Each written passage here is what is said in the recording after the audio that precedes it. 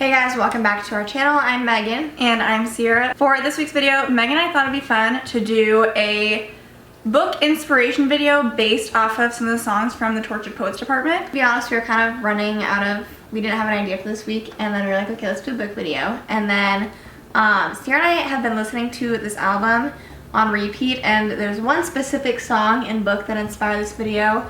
And then honestly, like, it was pretty easy to think of like a lot of other songs related to other books that we've read. Whether it's like one line specifically or just like the concept of the whole song reminds us of a book. We thought it'd be fun. We have 15 songs. Provide some inspiration. If you guys like this video and you want us to try to do the rest of the album, we may end up doing that. We did pick like the easiest song, so like the second video would be a little bit harder to think of books for it. But obviously this is just related to the books that we have actually read. So maybe if you have different book recommendations for some of these songs, feel free to leave those in the comments. The song and book that started this all was The Bolter, which is currently my favorite song on the album. And I was talking to Megan, I was like, you know what the song just keeps reminding me of? Vicious by V.E. Schwab. So the song talks about this girl drowning and then like coming back to life, which is like literally something that happens to some of the characters. When she was, one of the lyrics specific is like, by all accounts, she nearly drowned when she was 6 in frigid water. And there's a young female character in this book that like, her and her sister have like a near drowning accident. So like quite literally, it's like this book. And like the bolter itself is about this girl, I feel like always getting afraid of like entering into a relationship and like bolting the second it turns serious, which doesn't necessarily happen in this book, but I do feel like just the premise of the book, there's like a lot of like running and like people running from other people in the book. Like it's like a very cat and mouse type of situation with the characters in this book. This is definitely more of like a sci-fi book and not a romance book. So if you're looking for a romance book based off The Bolter, this is probably not it. Yeah. But I still feel like this song is like weirdly connected to this book, and this is a great book. I gave it 4.5 stars when I read it. If we don't do a good job of like giving a full summary description of the books in this video, then like you might want to check that out before you decide to read the book based off of like our 2 seconds that we give. The next song that we're doing is So Long London, which is also a very great song. A lot of songs are good. But I was seeing edits on TikTok of people using this song for this book series, and it is none other than ACOTAR. Really, the series as a whole. Because this is just like the first book you have to do to get into the series. I feel like the song is more Fury coded, but you have to read this first. So specifically the lyrics that I see people using the edits for are, I died on the altar waiting for the proof you sacrificed us to the gods of your bluest days, and I'm just getting color back into my face. And we can't say too much without there being a spoiler, but if you see the edits, coded. Like it's just, it works perfectly. And if you have not read ACOTAR, you must. It is required reading at this point. Next song is My Boy Only Breaks His Favorite Toys. This is one of my favorites on the album. Obviously, kind of a toxic relationship. The boy in the relationship doesn't take the best care of the girl, and so the book that we thought of for that was It Ends With Us by Colleen Hoover, which is, it's arguably like her most prime example of a toxic relationship, which I have to admit, like reading it, I'm kind of rooting for them, but I'm like, I shouldn't root for them because it's toxic. This is just like of all the books that we have read, to me this is like toxic relationship to its core, which fits the lyrics of the song. Or maybe it's just someone who's reckless, I don't know. Interpret the song how you will, but I took it as toxic. Nothing is more toxic than It Ends With Us. Oh, later there is one, but Sierra hasn't read it yet. The next song that we're gonna do is Fortnite, and we kind of did more of like the vibe of this song to pick a book, and we feel like the song is mostly talking about like a very short stinted relationship that wasn't able to like fully flourish into what could either been wanted or what could have been. So for that, we have chosen 7 Days in June. So for this book, it's these 2 main characters who spent 7 days together in high school, falling in love. It was like very quick, whirlwindy, fast, like whirlwind romance, and then like they just completely lost contact after that until obviously like it's a romance book. Later in their adulthood, they meet again, cross paths, and like can pick their romance up. But I just feel like Fortnite is very much like, I don't know how long a fortnight is. 2 weeks. 2 weeks?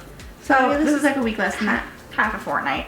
But I just felt like the timing worked out for it, and they do get a second chance here in the song Fortnite. I don't think they do. Okay, next song is Fresh Out the Slammer. So this one was almost like nail on the head. 2 on the nose almost. Like 2 literal, we were able to find a book that works. The main character comes out of jail. That is Reminders of Him by Colleen Hoover. The main female character, it starts with her being released from jail. I don't think initially you know why she's in jail, so you kind of uncover that as you read the book.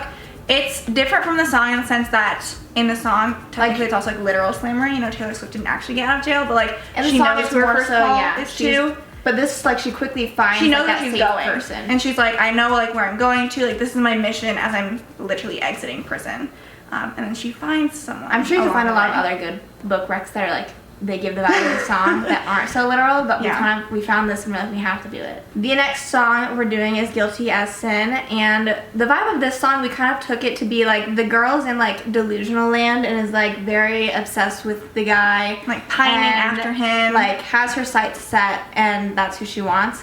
And so when we were looking at a bookshelf trying to think of like what we were like, this is very Allie Hazelwood. It was giving Allie Hazelwood, like both of us thought that separately. We could have picked any of them. We picked Love Theoretically specifically because I feel like out of all of the Allie Hazelwood books we've read, this one, like the girl is very openly into the guy right off the bat, where I feel like the other ones, the girl is delusional in the sense that she doesn't sense any interest from the guy. And I feel like this girl was like, no, like I'm interested in him. Like he's cute, he's handsome, whatever.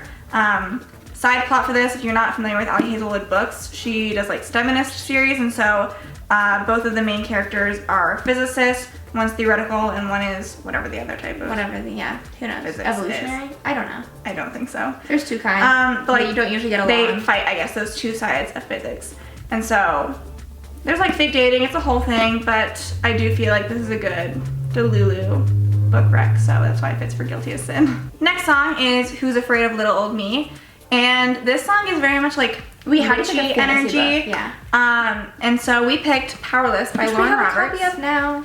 So essentially the premise of this book is there are these trials that you can like sign up for, I guess. They got like voted in by their peers. Yeah. And she was like, what the heck? But like basically you have to like compete in these trials.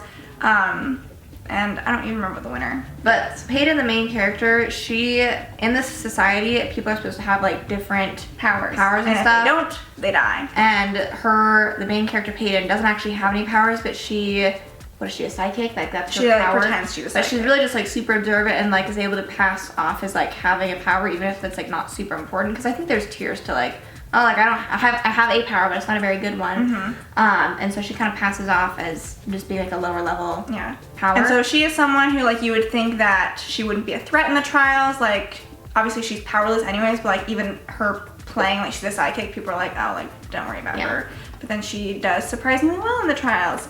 It's also a romantasy YA. And it's highly talked about. So if you're obviously like if we're talking about it, you're watching a book video, you have probably heard, if not read this book.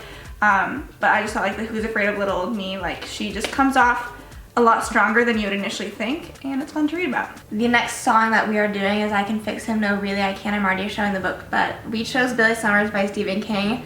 You could do a lot of like typical just like toxic relationship book recs, or like bad boy or whatever. The specific line that I was like, okay, we need to do something a little bit like, this needs to be like a bad guy. A bad dude. One of the lines in the song is really a morally gray character. His hand so calloused from his pistol. And the main character in this book is an assassin. So the main character, Billy Summers, he is decided that he's going to do his last job, finish it up, and then be done with that career. And so arguably romance subplot, it is kind of like gray in what it is or is not. But I feel like, you know, I can fix him, no really I can. I mean, an assassin's kind of, you know, hard. And she's like, the girl slowly is like, it's like not really, like I don't want you to think like romance is the main plot of the book, because it's not. But you definitely start to see this girl's like, goes in being completely like indifferent with this guy because they meet kind of like under weird circumstances, and like shouldn't really trust him. But then slowly she's kind of like, hey, I kind of like you. I kind of want to keep hanging around you. And so yeah, she's drawn into him. If you've never read a Stephen King book, this is not like his typical horror that he's known for. It's crime fiction. Can enjoy this book. It's really good. I gave this one 4.5 stars when I read it. Next song is Clara Bow, and this song to me is just like, it's arguably Taylor Swift talking about her own personal experiences, like growing up in the limelight and like society's expectations on you, and like her seeing herself in like those past representations of other famous women like Clara Bow, and then she mentions Stevie Nicks, who arguably is the inspiration for Daisy Jones and the Six by Taylor Jenkins Reid.